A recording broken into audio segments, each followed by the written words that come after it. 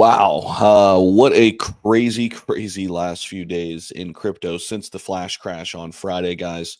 Welcome back in. We are live. A critical week for crypto, critical moment here for the space. The largest liquidation event by far that we have ever seen.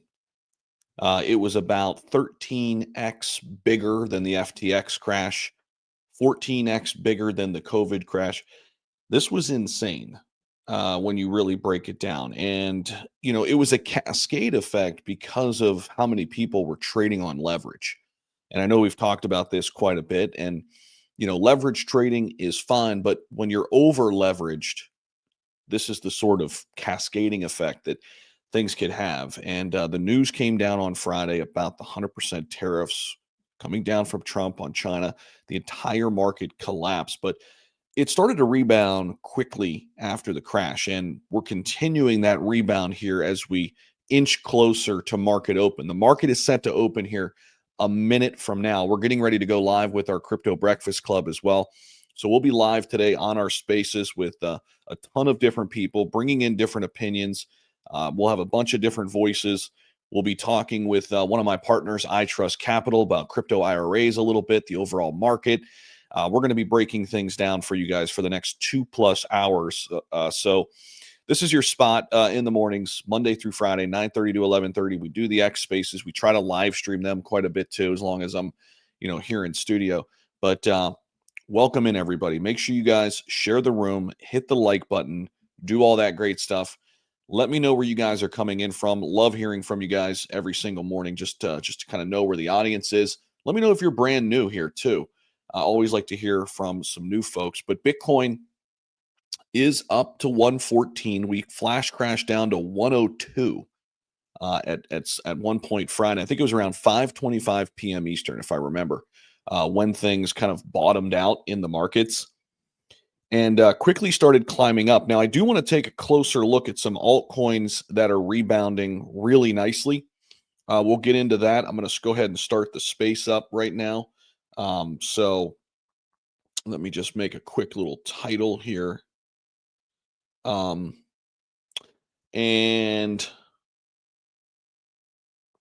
we'll put this up here.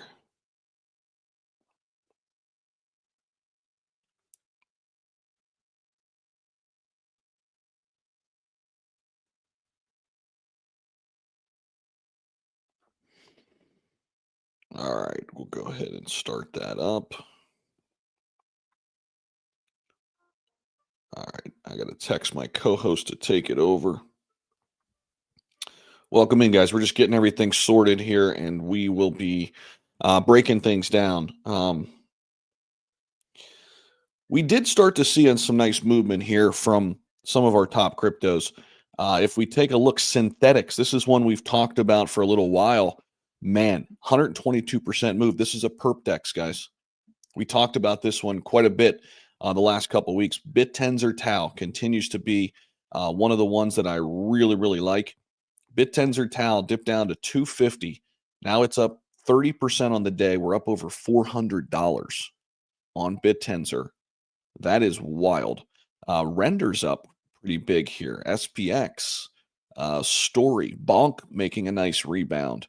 Athena making a nice rebound. So some familiar faces, but also some new faces here. Lido DAO, Pepe, EtherFi, Pendle, Sui, Chainlink, all double-digit gains here at market open. So I think this was probably one of the best opportunities to buy altcoins in my tenure in crypto in the last 5 years. Honestly, I think this was one of the best opportunities I've ever seen personally with how this flash crash, went down, which is just crazy how it went down. But good morning to everybody. Hopefully you guys are doing fantastic. Let me move my breaking news tab out of there. There we go.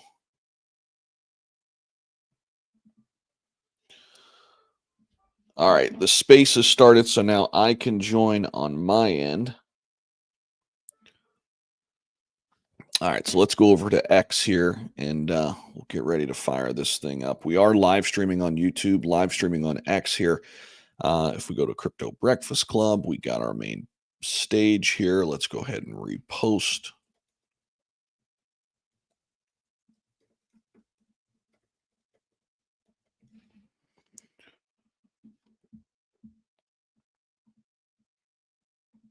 All right, let's start.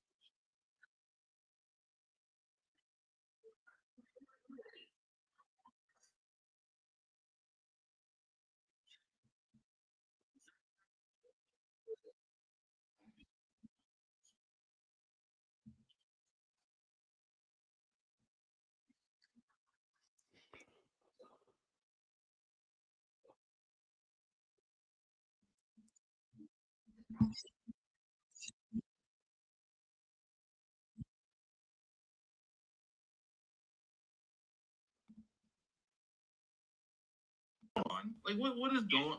This is it's insanity. I pay for this. I pay good hard-earned money for the service.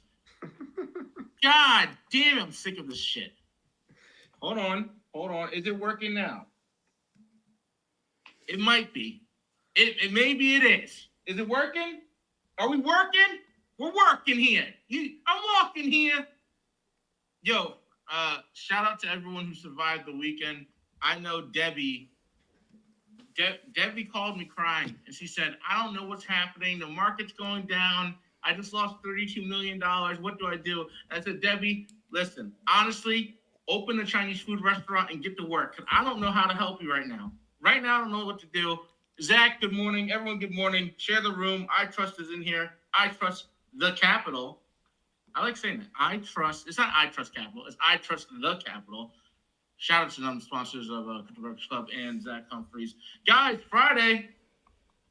Oh, my God, Friday. Listen, it's honestly like that meme. You know that meme where it's like first time? Yeah, that was like I saw everyone's panicking on the timeline, and I'm literally giggling. I was giggling. I was like, dude, this is just some silly shit. I hit up Zach. I was like, dude, maybe we need an emergency. I hit up both Zachs, actually. I was like, maybe we need an emergency space. It was a bloodbath on Friday, y'all. I know. I saw that later. I was like, shit. Yeah, it was crazy. Like, maybe we need to do something, because that shakeout. So, congratulations, everyone! Survived the shakeout of 2025, the most brutal liquidation event in crypto history, and you're still here. So thank you, Sugar. Listen, Sugar, whatever your name is. This dude, he left because he was in Michael's space there. Get on stage. I'm gonna make fun of him a little bit. This dude, we were watching it live in Michael's space the other night, and this dude was panicking. I said, bro, what? He started crying. No, he didn't start crying, but he almost did.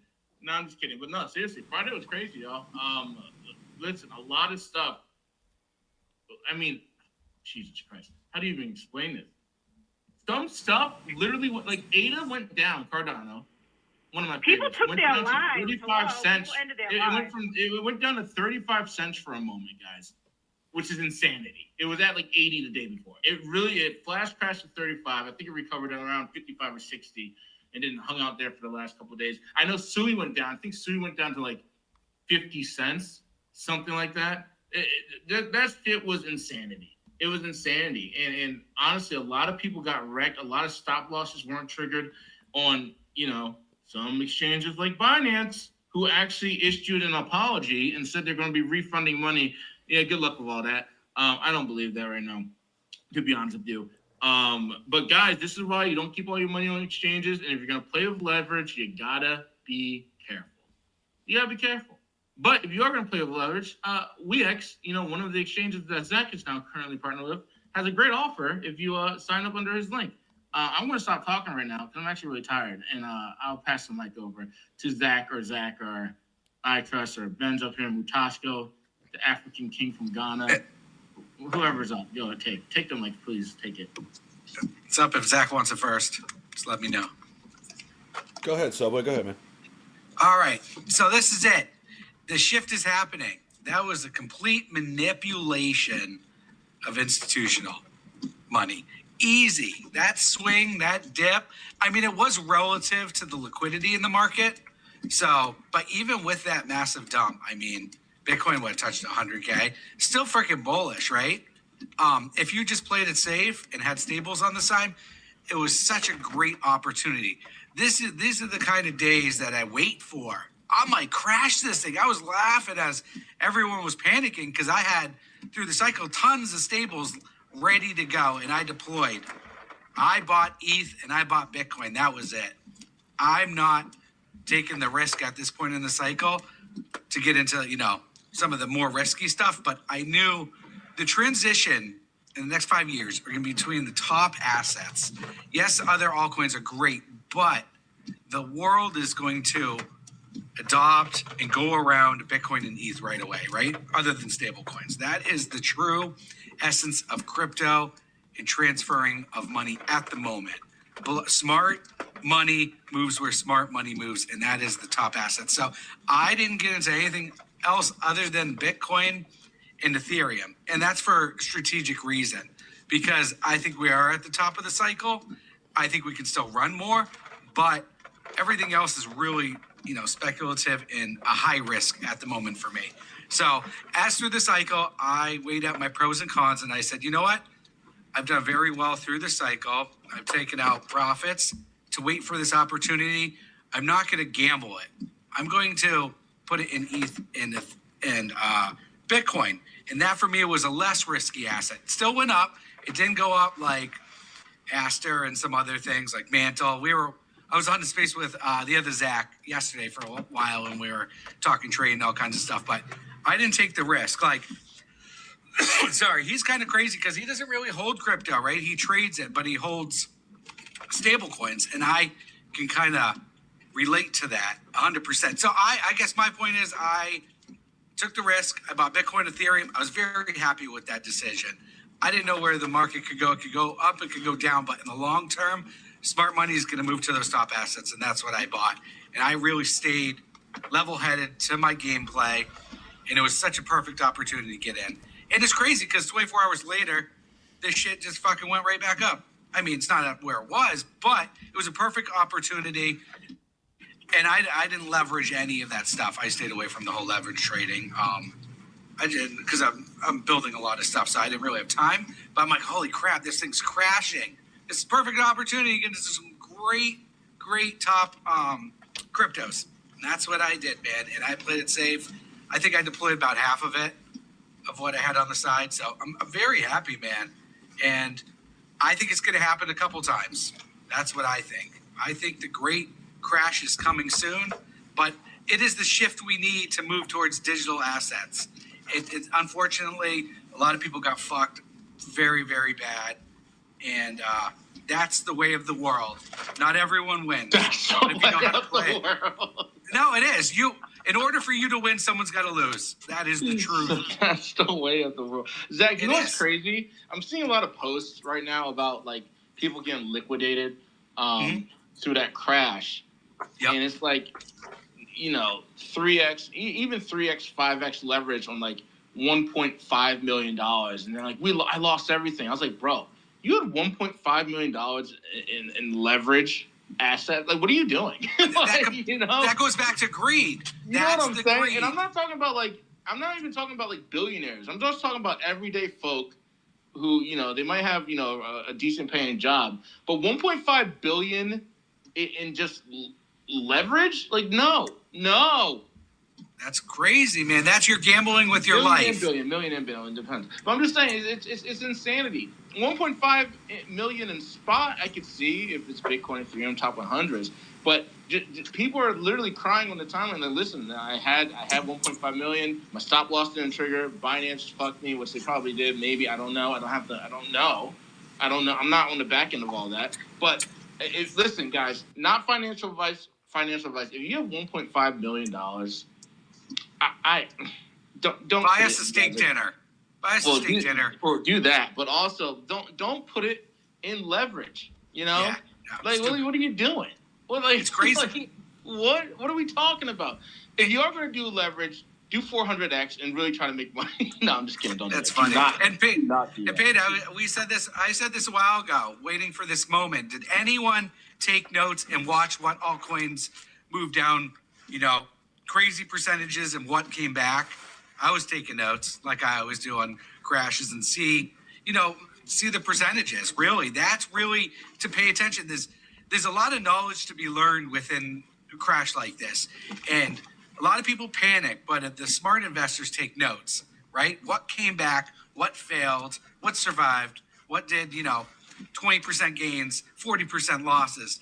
That's what I look for within these crashes. And then I know you typically, those are the kind of assets that will recover. So maybe the next time around, I'll take those notes and then I'll ape into those assets.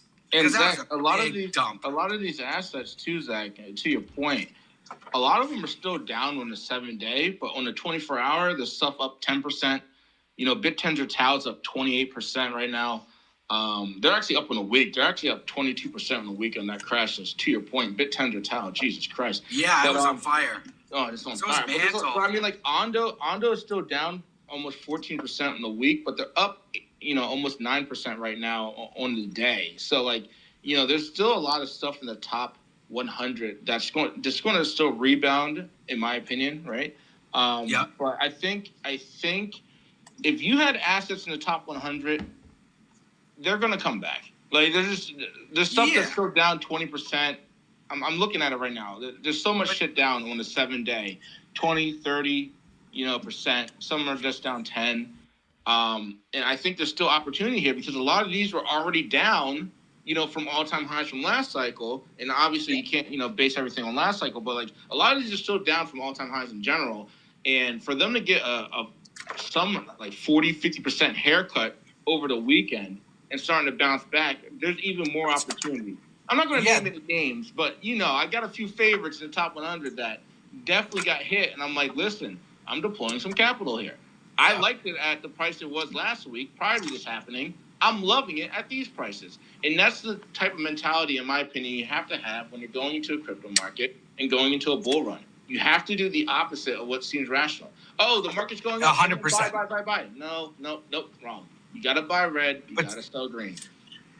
So now I got basically a blueprint of if Trump says 100% tariffs on another country. I know what assets to buy, what will come typically up within 24 hours, what's better for a 7-day, over a 7-day period. So I took all that as a learning experience because I wasn't really too deep into stuff because I've stabled out of things. So I really just had that capital sitting on the side waiting for this. And I took notes. And I just bought Bitcoin and Ethereum. I said, no matter what, these assets are going to go up.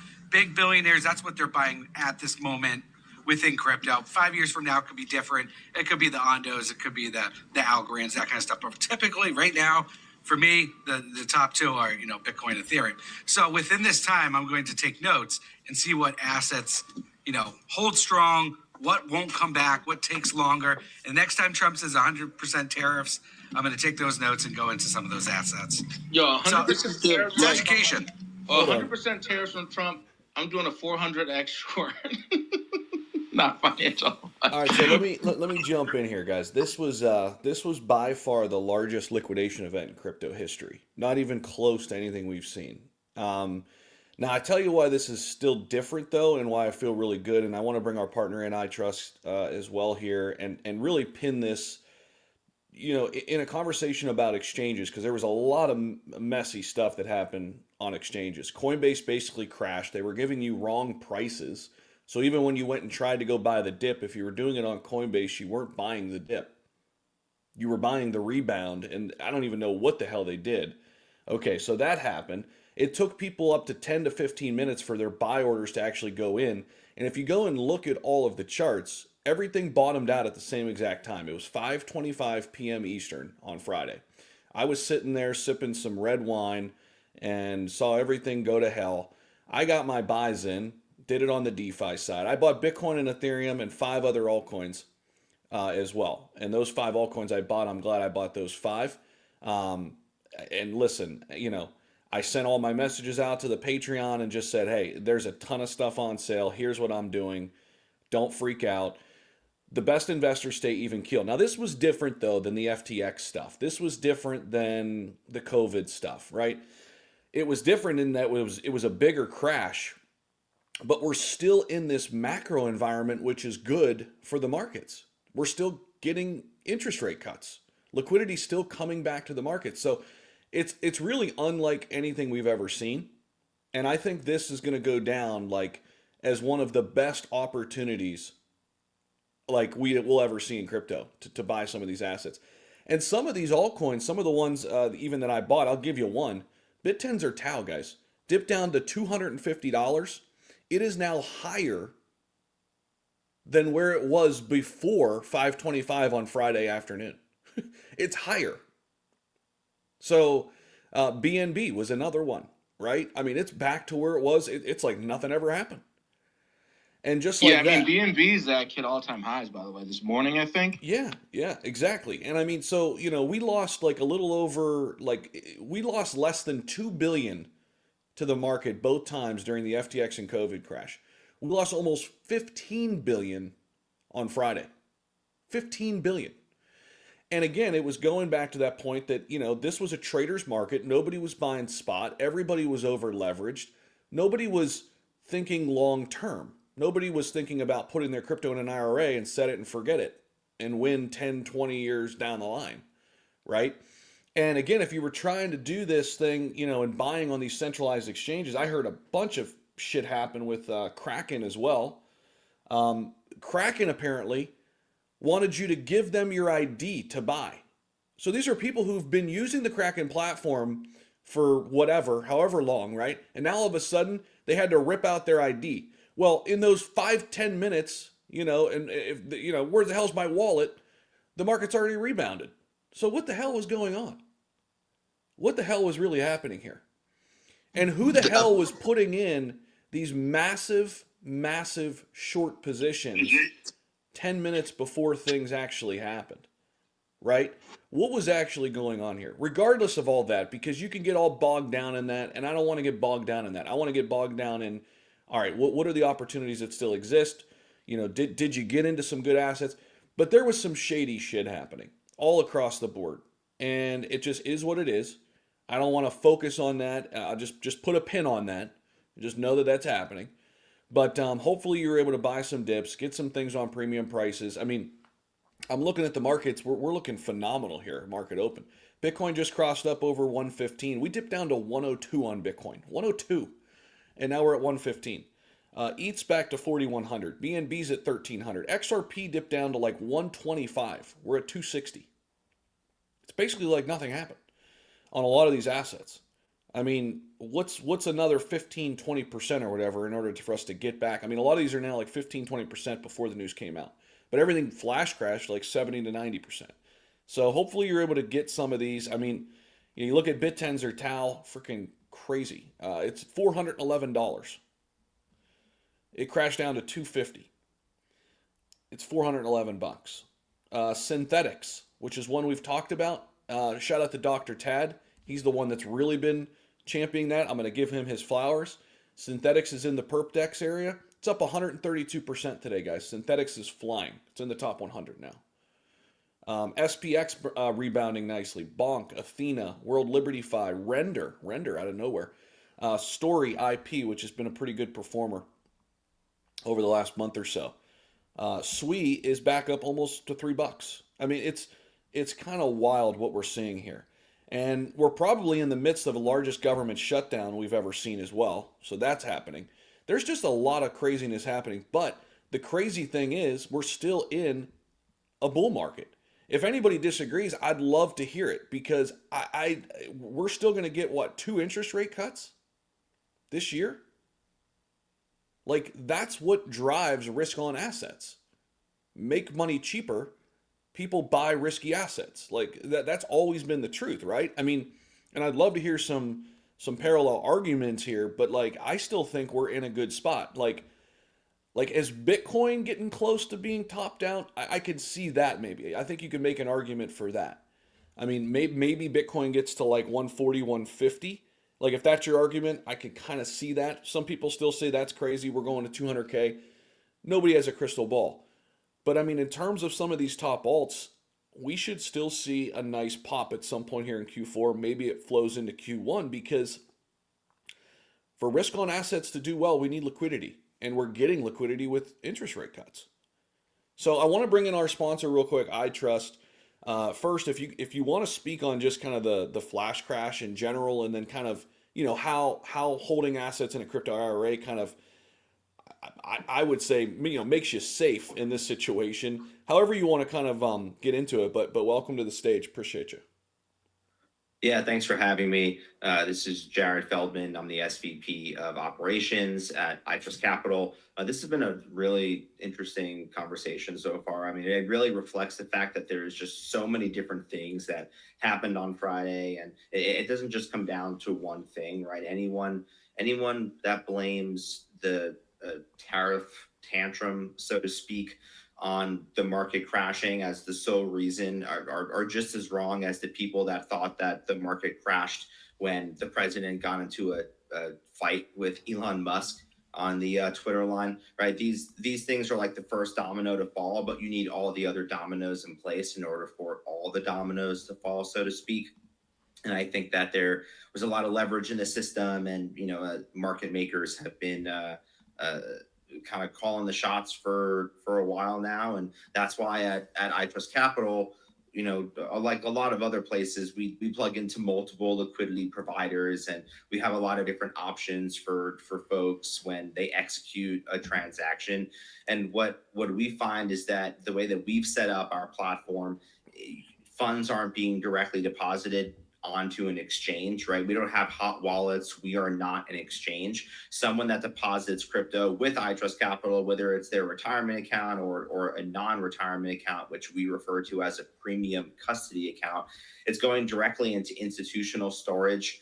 These are storage opportunities that are normally only available for institutional class kind of investors. We work with Fidelity Digital Assets, Coinbase Prime, as well as Fireblocks. And then when our clients execute transactions, the transactions are ultimately settled with, we work with 5 or 6 different liquidity providers, and that's where the funds are settled, but all the funds are held in institutional storage. And we think that's a really great setup from a risk management standpoint for our clients, especially since we handle retirement money.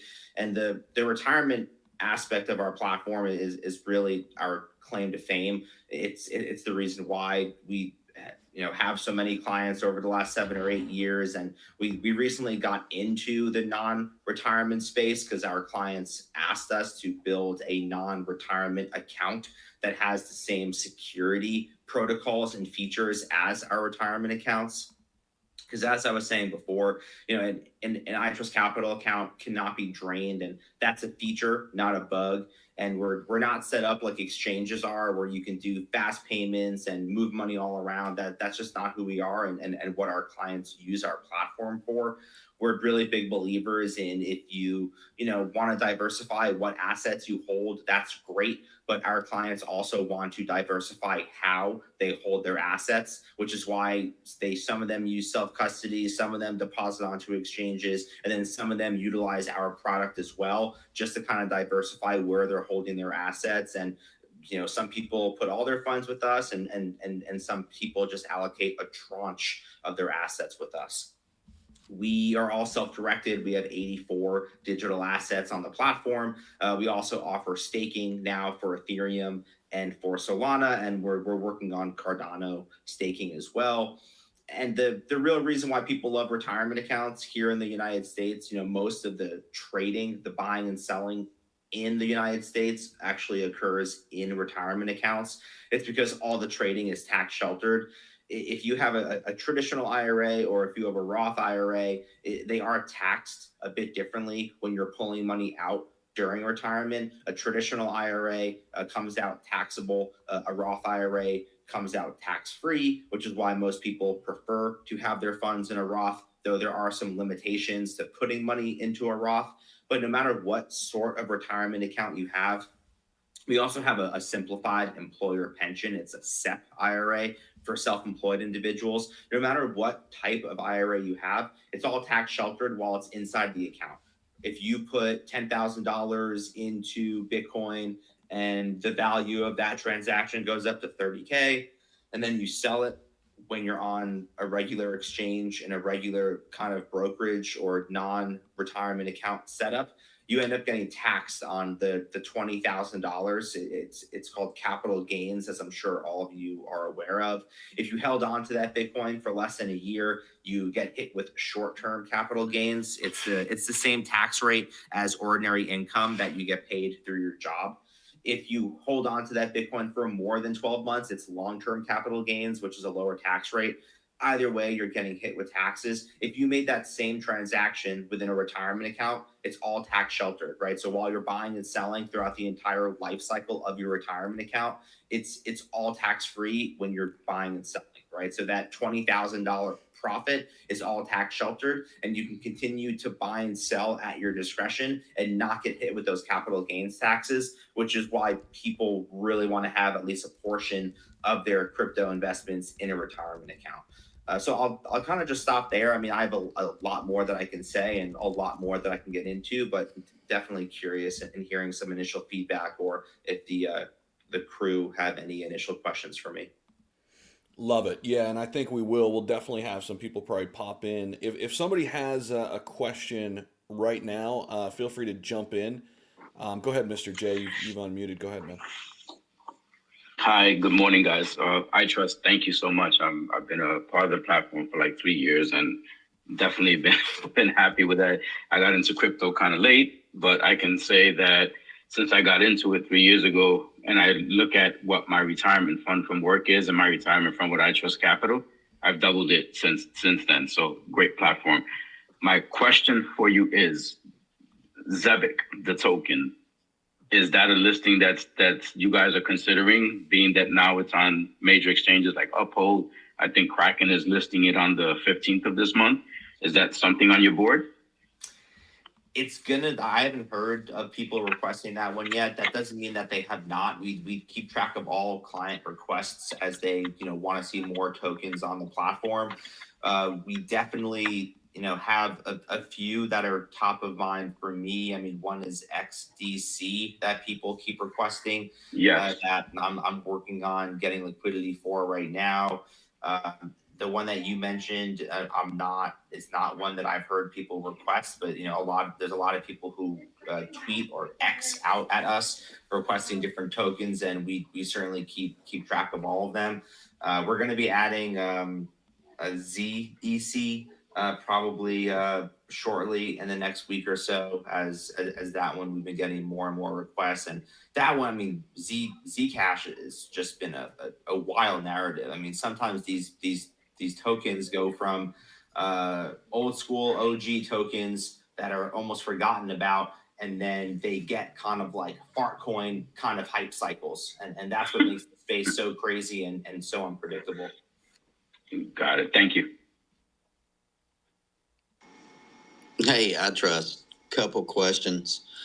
Do you guys offer like a rollover from like a traditional IRA account? And do you also offer any type of managed services? Great question. The rollovers are the bread and butter of how we fund our accounts on the retirement account side. There's 3 different ways that you can fund a retirement account with us. One of them is a 401k rollover. If someone left their job, they typically move their 401k to another provider or to a new 401k. For a lot of people, they are sick of just investing in like a target date fund or like a mutual fund that's available in their 401k, and they want to self-direct the investments. And that's why they roll it over to us. So rollover is certainly one of the options. We'll equip you with everything you need to initiate the rollover from your current provider. We also have people in the US 7 a.m. to 5 o'clock Pacific on weekdays to help answer any questions you have about that. So you can absolutely do a rollover. In terms of managed strategies, right? We don't provide financial advice. We're a software platform. We plug into qualified custodians, which are trust companies that allow us to do what we do compliantly. At the same time, we are going to be offering managed strategies, not directly, but through registered investment advisors and other sort of fund managers that'll be able to work with our clients in order to deploy managed strategies. I wish I can say more right now, but we will be making a pretty exciting announcement in the next week or two about managed strategies. and we'll probably just keep deploying and finding new partners to offer managed strategies in the future. And we think that's where the puck is going, right? Because people want to self-direct, people want to buy and hold, but at the same time, people want to be able to earn money on their crypto while it's just sitting there idle, but they want to do it in a safe, compliant, risk managed way. And it's our job to identify opportunities that deliver that to our clients. So yeah, looking forward to speaking more about that in the near future. Nice. I appreciate the answers, man. Definitely For sure. interesting, for sure. Here if you need us. Anybody else have a question? Yeah, Coach, go ahead, man. Trust. It's so good to hear you up here doing this, man. We've been talking about this stuff for months, right? So, congrats to what you guys are doing, and let's get the word out for these people, especially for the younger crowd. If you can do the retirement, like you said, we've talked about this for months. You make your gains and you don't have to freaking pay taxes on it till you're retired. Basically, obviously you want to go into conviction plays because you can't take your losses either. But I may hook up with you because I'm thinking about rolling some things over. There's tax consequences, I think, as far as having, let's say, a traditional IRA, rolling it into Roth with limitations, obviously. So I'll got to do some math basically on that part for me personally. But because some of the places I have money don't have the Bitcoin opportunity basically, and I have capital gain problems just taking traditional Bitcoin and putting it into retirement account. So some things I have to figure out from a tax basis. Anyway, the main point was I'm glad you're up here, and I hope more and more people can pay attention to these opportunities as far as tax deferred gains. It's a big thing. I did well this weekend, because I didn't do a whole lot, basically. It goes back to try to keep 10 to 20% of your money in stables so you don't have to go to an exchange and grab the money because it's already there, So I was able to move some things that were already there. You couldn't get a loan. You couldn't make a deposit or anything like that. But if you're in position on things like this, then you can do pretty well. So it was actually a good weekend for me, believe it or not. It's just glad to have this room, the smart people. I had a feeling this was going to be a good space this morning. So I'm just glad to be here. Thanks, Coach. You actually touched on two quick things that I want to discuss. One is, yes, you cannot deposit crypto directly into a retirement account. If you have crypto in a retirement account, then you can do an IRA transfer in kind. So you can move crypto into a retirement account with us if it's already in a retirement account.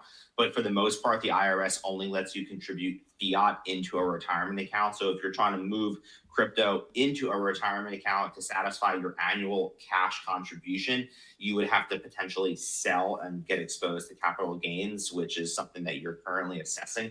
The other thing that you mentioned is converting a traditional retirement account into a Roth retirement account. Just for people that aren't aware, a traditional IRA, you take a tax deduction on the way in, and then it comes out taxable on the way out once you retire. A Roth IRA, there's no such deduction when you contribute, but the money does come out tax-free in retirement. What a lot of people do, and there's no limitations to how much you can do, it's all about how much you can afford to pay in taxes. And once again, work with a financial advisor if you decide to partake in this. But we had a client in 2021 or 2020 that took 3 Bitcoin.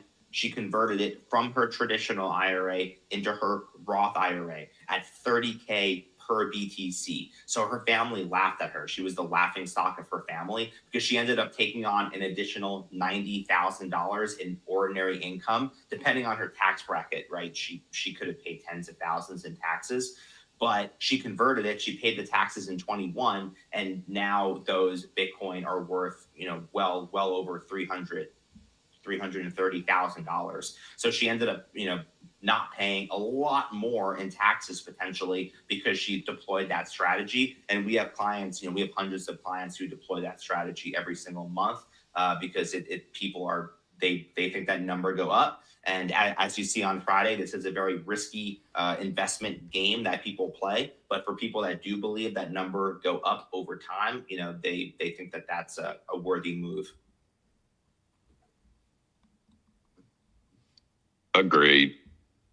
Yeah. So, and other factors come in, for me personally, because health insurance, I retired early, so I've still got to deal with that. So it a lot plays into how much the IRS thinks I make a year, so there's a lot more factors, but congrats to that girl that did the right thing. Again, if you're in the conviction plays and you believe in this industry, it's a really good way to go. You want to have money to pass down to your kids or your grandkids or what have you. So kudos. Yep. Thanks for joining. Now, no doubt. I mean, it just goes to show you, what I really get out of this, especially when it comes to the assets for me, Bitcoin is a long-term hold anyway. Why would I hold it on a centralized exchange, right? And I think, it kind of depends, which direction you want to go in terms of cold storage, IRA, but I think it's a good point made. Why not split it up, right? Why not diversify how you hold your assets, especially when it comes to your long-term plays? For me, that's Bitcoin. Maybe that's becoming Ethereum. We'll see. It's getting close. Maybe that's XRP for some. For me right now, the decade-long plus hold is Bitcoin and Bitcoin only. And I want to diversify how I hold it. I think that makes a lot of sense, right? Especially if that's an asset you don't plan on selling anyway. It just adds that extra layer of security. By the way, guys, I did put up my referral code. It is a $100 sign up bonus through our partners at iTrust. If you guys are interested in that at any point during the space or later today, that is posted up in the nest. So you guys have that there for you guys to to do more research, etc. Anybody else have a question for iTrust or anything related to the markets at large that's up here on stage? I see we've got Ben here, Saga here. What's going on, Ben? What's happening? Not much. I don't really have any specific iTrust questions. I do remember you guys the last time you were here, you were doing the giveaway for the USC Michigan game, which was this weekend. USC got the big win, so hopefully whoever won that had a good time there. Yeah, they did. Yeah, so the giveaway went on and everything. Yeah, flew the people out. It was a client. It's always nice to see when some of our more OG clients win these prizes, and that went down this weekend, and we had a bunch of folks at the game. So it's always got to be an OG client, not necessarily a new client or whatever. Let's see, Saga Mataska, you got any questions for iTrust Capital? Saga probably doesn't. Saga doesn't because he's crying still. Saga's going to be okay, buddy. I have one other question for iTrust. Do you have minimums as far as to work with you guys? Deposits? $1,000.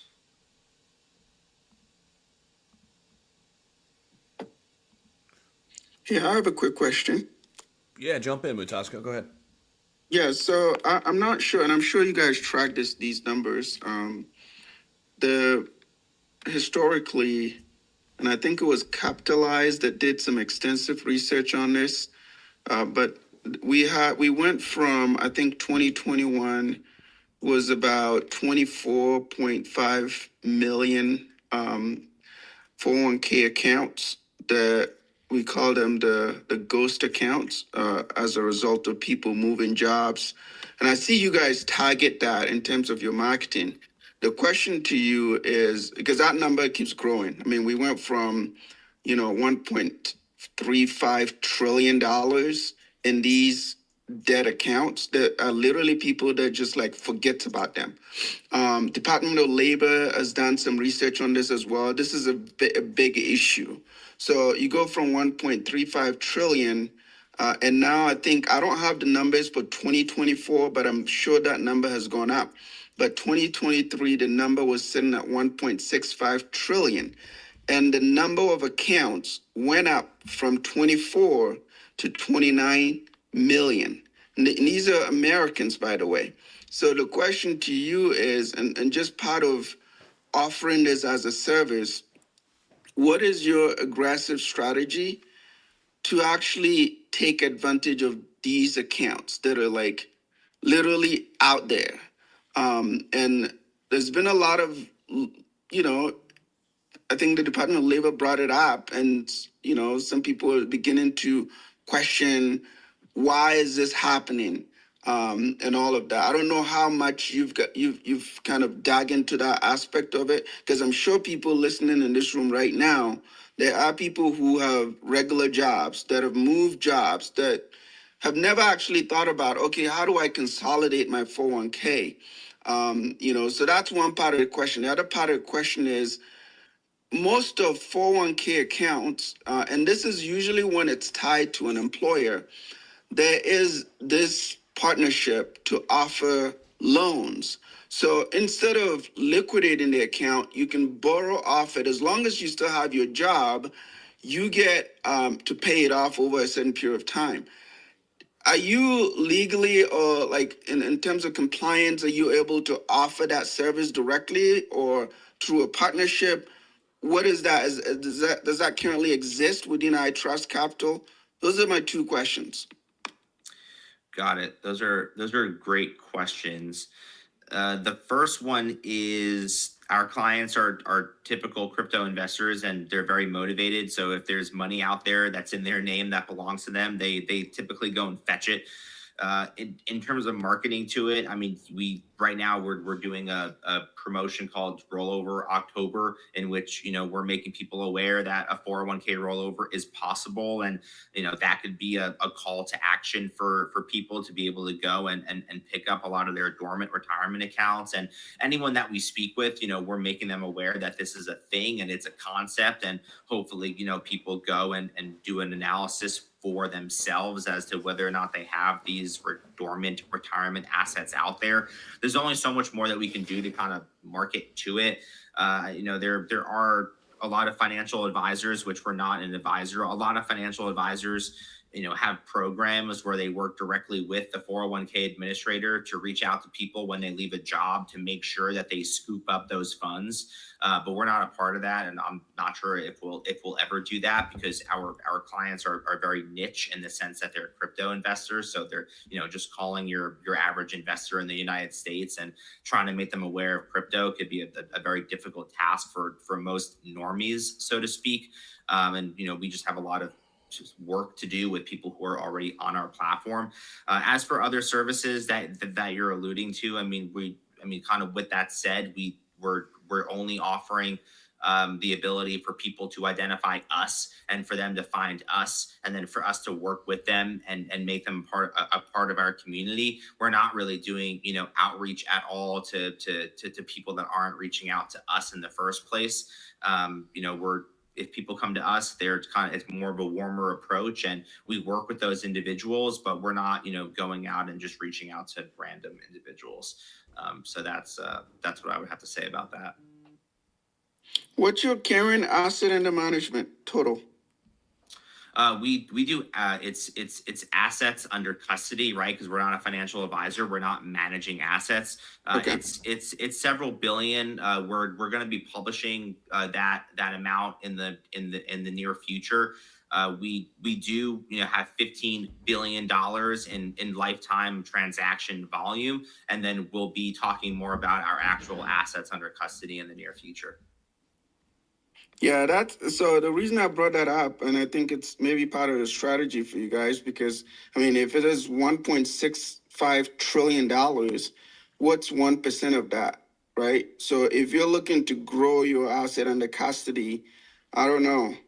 That sounds like something that needs to be looked at in terms of, because those accounts keeps growing. Like I just posted the data, by the way, if anybody wants to go take a look at it.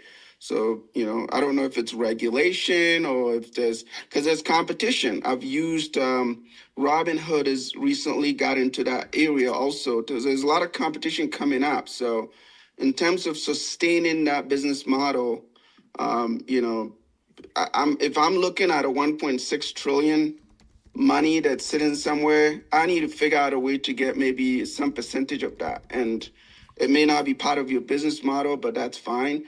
I'm just bringing it up more like, okay, that's an opportunity, clearly an opportunity. So Yeah. I can't thank you enough for bringing it up. I think that you're spot on. I mean, that's part of why we've done so well, because we're capturing just a small portion of the outstanding retirement assets out there, and then we've built quite a good business for ourselves and for our clients, right? So there's certainly a lot of retirement money out there, and we wanna be a part of and try to scoop every single cent of it. So that's much appreciated. I do have to hop off. As I do really appreciate you guys having me on. I really should be doing this more. I think that people in your community have a lot of questions pertaining to their retirement accounts, and it's always great having these conversations. But I do have to run, unfortunately.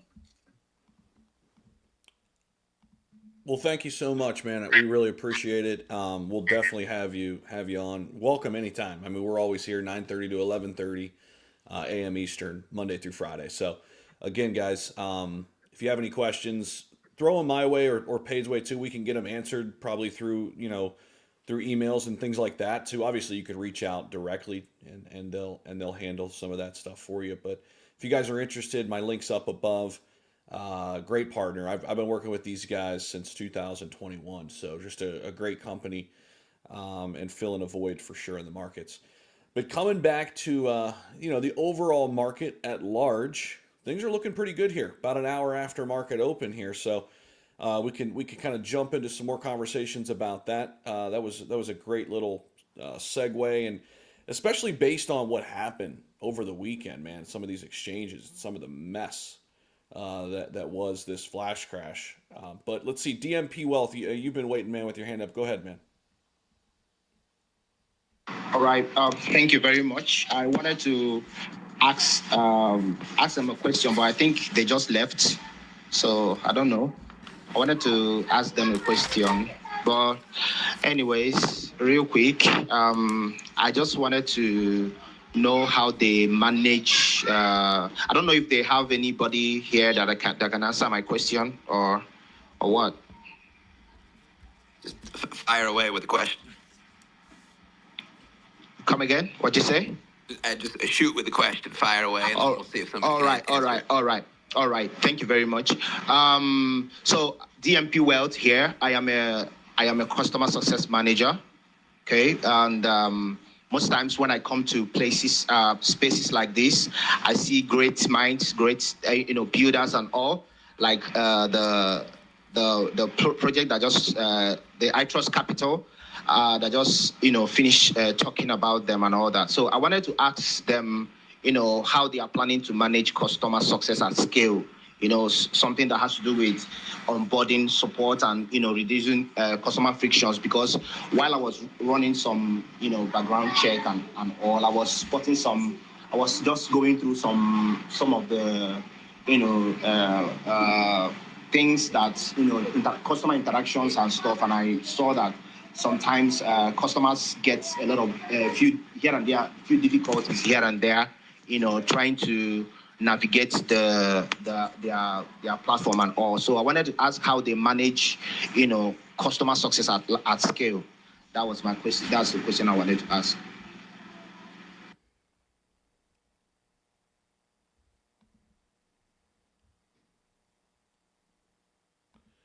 Yeah, I mean that may be best suited for them to answer that, but I could tell you this. I mean, they're not managing funds. To his point that he made right before he left, they're strictly an option to basically hold your crypto in an IRA. Traditional Roth, they offer SEP IRAs for anybody that's individual. They use a variety of liquidity providers. I think most of their assets are stored through Coinbase custody because they're a US based company.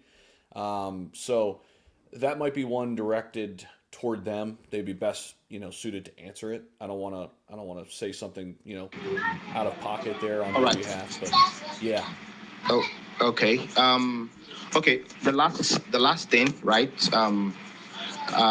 The last thing is this. I am someone who I always interact with, especially persons who are, because this kind of spaces are spaces that are not just meant for, great minds and, people who has great experience in the markets, the business world and stuff, right? Most times, people who are in the listener section are actually people who are curious, people who don't really have prior experiences and stuff and all that, right? So because I have actually been on the side or on that side, of course, partly I still am, where I don't get to grasp fully what probably a project is doing. A person, maybe you are a builder, you are a developer, or you are building a particular project on chain or something, right? It gets quite challenging for most people, so many people, to actually get familiar with what a platform is doing, or the complexities of platforms and trying to interact with it and stuff, right? So I really want to recommend strongly, if you are a developer, if you're a builder here, and you are trying to probably get your face out there, probably within CTNG, within get attention from some certain locations and all, or you already have your customers and that from the back end that your users who are interacting with your platform are not really, or you don't actually have a platform on ground where there is actually an actual onboarding process, a process to get them to adopt what you are building. I think it's time for you to start creating such opportunity for people like that. Of course, that is why someone like me exists, like a customer success manager that I am. So I help simplify, complex, navigate complex portions or places on platforms, businesses, products and services, help people simplify it, help people get familiarized with it. So if you are building something, if you are coming up with something, you can as well connect with me and let's connect. And of course, if what I'm doing is something that is going to be of value to you, of course, I would love to show you how I can help your organization or your company scale, of course, on chain. So yeah, that is what I wanted to say. So thank you so much for giving me the opportunity to speak here. GG's to you all. yeah, for sure, man. Just wanted to kind of highlight something, so iTrust is not a project. They don't have a token or any of that. They're a US based company. They're compliant with the IRS. All their accounts, as was outlined here, they're self-directed IRAs, meaning you own your assets, right? It's not like these assets are lended out to you. So when you have your assets on Coinbase, for example, you don't own those assets. They're being lended to you, right? And so that's another difference here. So it's similar to cold storage, right? But some people like the peace of mind of a company like iTrust holding those assets for them, right, in a traditional way. So very similar to kind of how the ETFs, from that standpoint are built, right? Some people want to invest in that traditional method. And if you're already going to hold an asset long term, like Bitcoin, Ethereum, XRP, they've got a number of assets and they're constantly adding to their Rolodex, which is good. This is an option for you. And I think, the point made earlier was a good one. You don't have to hold all your assets in cold storage or all your assets on an exchange or all your assets in an IRA. You can kind of diversify it out. So I think it's just a great option for some folks out there, even to hold a little bit. I mean, with the $1,000 minimum, that's pretty nice as well. But yes, they're a great option. Yeah, what's up, Paige? Zach, real quick. Excuse me. Excuse me. Jesus Christ, what the fuck's in my throat? Guys, make sure you're sharing the room. We're about an hour in right now. Zach is live streaming, so we can't say bad words, but he is about 700 according to X right now On the live side, there's another 100 here. I'm not sure if you're on YouTube right now as well, Zach, I'm assuming. Yep. But for guys, make sure you're sharing the room, hanging out. You know, the Breakfast Club, the greatest show in the morning. And also, I see Mama Paid down there. Mom, how are you, Mom? How's it? Mom, sadly, has left Morocco and gone back to America. So I just want to give a quick shout out to my mom, who still listens and supports her son. Thank you. Shout out to Mama Paid for sure. Yeah, we are live streaming on YouTube, live streaming on X. So yeah, we got a bunch of people tuning in, listening in. Let's see, we got some hands up. Let's go over to Rob. Rob, what's going on, man? Good morning. Hey, good morning. Boy, I hope you can hear me okay this morning. I'm in my car this morning. Do I sound okay? No, you sound great. I can hear you. Outstanding. Okay. Wait, Hey, I have a gotta question. say- Hold on, I have a question. Why does it say Fun Bro? Why is that your name? all right, so my nickname is Fun Bro. It's been Fun Bro for about 25 years. I do magic on the side and whatnot, and I've just always been Fun Bro. And me and my best friend, we do the stupidest things, and we're called the Fun Brothers. Fun Bro. This dude does magic? What kind of magic? I'm Letting you know, if y'all don't know this, black people love magic. All right. There's I don't know why, but for some reason, when black people see a magic trick, our brains just shut. If you don't believe me, go on YouTube and type in black people watch magic. So, Fun Bro, I want to know what kind of magic you do. Give me something. I do card tricks. I do coin tricks. A lot of close-up stuff. Just stuff that I started off when my kids were little. I always wanted to, have fun with my kids, and it just kind of blossomed. I found out, number one, it's not even some of the tricks that I do that are really geared towards kids. Adults get over it. I mean, if adult can't figure out what you're doing, and that's all the fun of magic. The whole fun of magic is just fooling somebody in fun. Not to make a fool of them, but just to make them wonder how in the world was that done. I like having fun. All about having fun. Fun Bro. Listen, at the end of this cycle, Fun Bro, we're going to do something. We're doing something fun. I got license plates, personalized license plates that say Fun Bros too. So anyone on the road knows who I am. We saw a lot of coin tricks this weekend, that's for sure. Hey, I tell you, well, Zach already asked us not to really go too deep into that, so I won't. But I do want to give a shout out right now to Matosco. So Zach knows because we traded some messages, but Matosco helped me tremendously because on this channel, you guys for the last couple of weeks have talked about Aster, and I really wanted to get into Aster, but I couldn't figure out how to do it because I'm so new and didn't understand using these non-centralized exchanges. And even though Matasco sent me some step-by-step instructions, I was trying to utilize them and still was struggling. And we traded messages back and forth, and he was a tremendous help. And I'm so excited. I got me some Aster. Now I wished I'd have bought a lot more, but I did get some Aster, and then it went up, and that was a blessing in itself. So much fun to have experienced that. And I can't thank you enough, Matasco, for that. And also, a shout out to Zach. I joined your inner circle, and your messages and whatnot, you've always been tremendously helpful as well. So I'm so glad I found this Breakfast Crypto Club. You guys are awesome. I wish I had the chance to ask the gentleman from iTrust a question, but you guys, someone here might know the answer anyhow. And my thought process was, part of the answer was answered. Question was answered, rather. Somebody asked, hey, what's the minimum to get started in iTrust? And he answered $1,000. My next question is there a monthly minimum that we need to contribute? Because I got IRAs through my employer, and they don't do anything with crypto whatsoever, but I'm certainly interested in getting involved in this iTrust possibly. That sounds like a really good opportunity. Anyone know the answer to that question?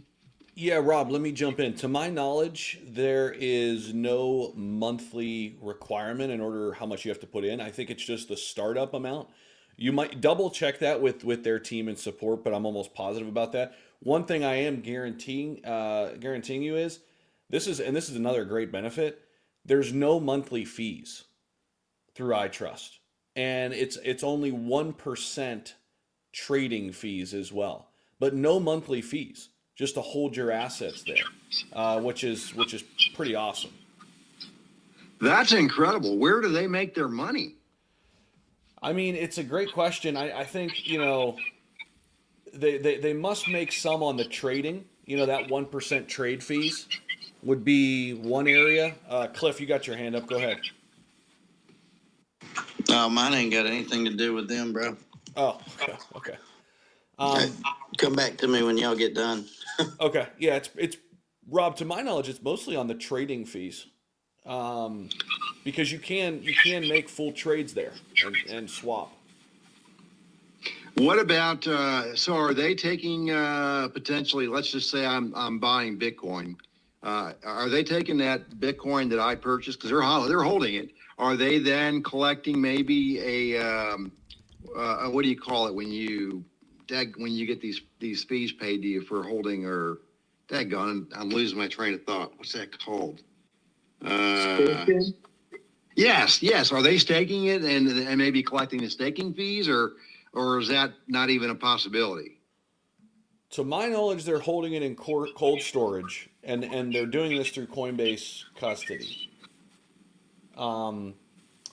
But trading fees, okay, so I just pulled it up. Trading fees is their primary source of revenue. iTrust earns a flat 1% transaction fee on every buy or sell order that you execute inside your IRA. So it's mostly just that. Now, in order to actually hold the asset, there's no monthly fee, but a lot of people are coming in and adding to their IRA. So every time you do that, it's a 1% transaction fee. So if you buy 10,000 worth of Bitcoin, iTrust earns $100. You sell 5,000 of Ethereum, they earn $50. Then it says interest from cash balances. This is a minor source of revenue. So when your IRA holds uninvested cash, that cash is stored in a custodial account. iTrust may earn a small yield or float interest on those balances. And then they've also got custody and institutional partnerships. So iTrust partners with Coinbase Custody and regulated IRA custodians like Fortress Trust. These custodians may charge iTrust wholesale rates for custody services, while iTrust includes those costs in their overall fee structure. So that's basically it. That's how they make their money right there.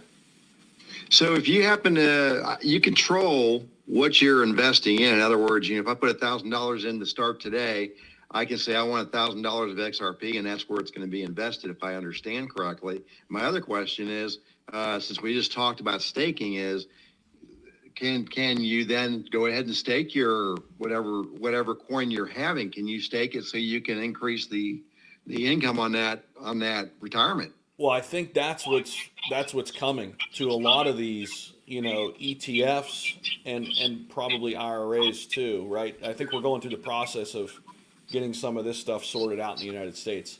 So I don't think you can do it yet, but I think this is coming. Well, all right, I'll get off here and let someone else talk. That was really awesome to have that guy on there and to grab all this information. And something I've been thinking about. I'm late in life. I'm 60 years old, still working, and here I am saying, okay, I think I need to start an IRA with crypto. I don't know how long that will potentially last, but that just sounds like something. Why not? So I'll get off here. Thank you once again. Thank you, Matasco. That's awesome, by the way. Appreciate that, Mutasco. Thanks so much for helping out Rob. I know you had some questions late last week about getting into Aster. That's what this community is all about. I love it. Coach, what do you got, man? Yeah, I'm not sure that this is like the gospel, so to speak. Don't use gospel in crypto. But IRAs, I think the maximum amount is like 7,000. And 401ks, I think this year is like 23,500 with an additional 7,500 for over 50, because you had mentioned your age. So for catch up, so to speak. So I don't know how that applies with this 100%, but that's a general rule of thumb.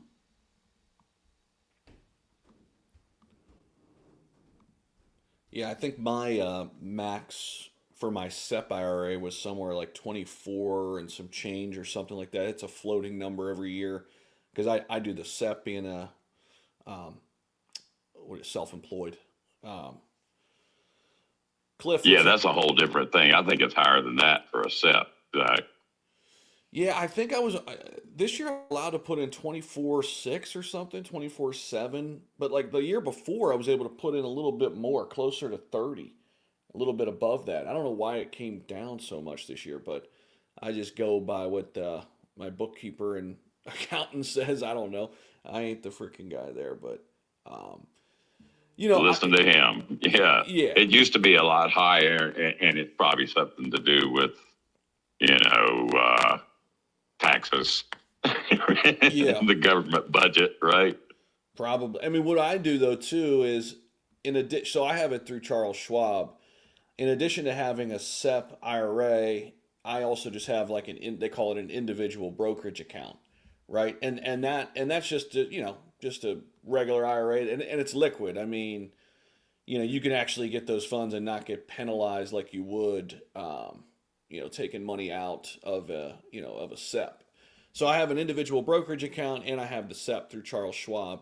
Um, I uploaded a bunch of the ETFs and assets that I own in those as well. If you're an Inner Circle member, in addition to my crypto portfolio, what I got there, I did put the stocks that I own too, and a lot of that stuff is in indices and ETFs, and then I got a couple, like Robinhood account that I like to, feel it, you know what I mean? And I'll buy some individual stocks over there.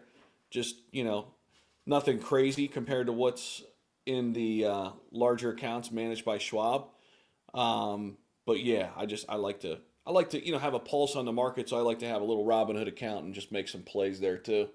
Um, so that's kind of what I do on the stock market side, at least. Cliff, what's up, man? What do you got?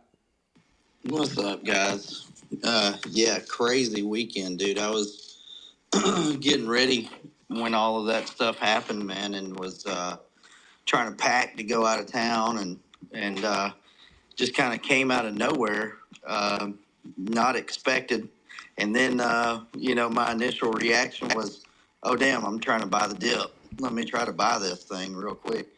And, of course, we all know what happened with these exchanges, man, where they wouldn't let you. I couldn't even set a limit order, dude. And it wouldn't even let me set a limit order. I couldn't buy a spot. I couldn't do anything. I finally got some of it in.